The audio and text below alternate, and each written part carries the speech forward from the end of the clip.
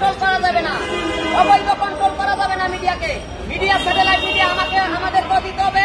যদি আপনারা বহুদলীয় গণতন্ত্রের জন্য বহু প্রধানমন্ত্রী ওনাকে এবং সব প্রধানমন্ত্রী পদপ্রার্থীকে যদি দেখান, তাহলে নির্বাচন তাড়াতাড়ি হবে।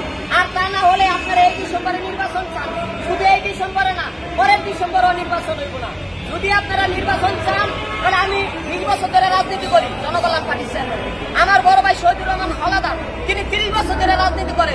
একটা দলের চেয়ারম্যান আছিল, হেডে আর করে না, নতুন আরেকটা দল বানাইব। আমরা যে প্রধানমন্ত্রী পদপ্রার্থী, আমাদের মিডিয়াতে দেখাইবেন না, আপনারা বিএনপির লোককে দেখাইব, ওই জামাতের লোককে দেখাইব, তাহলে তো বহুদলীয় গণতন্ত্র হইল না। সাংবাদিকতার লেভেল প্লেইং ফিল্ড নাই, রাজনীতির লেভেল প্লেইং ফিল্ড নাই।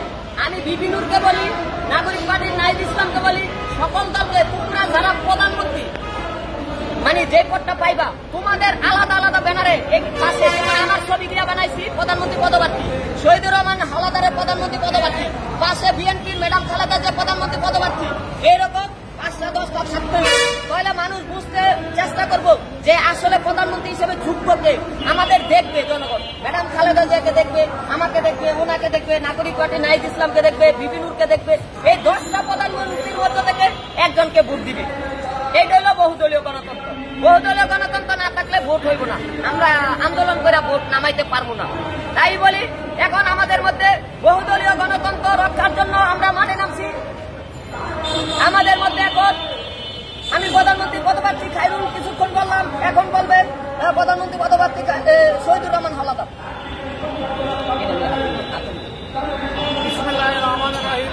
আমি শহীদুর রহমান হাওলাদার, প্রধানমন্ত্রী পদপ্রার্থী।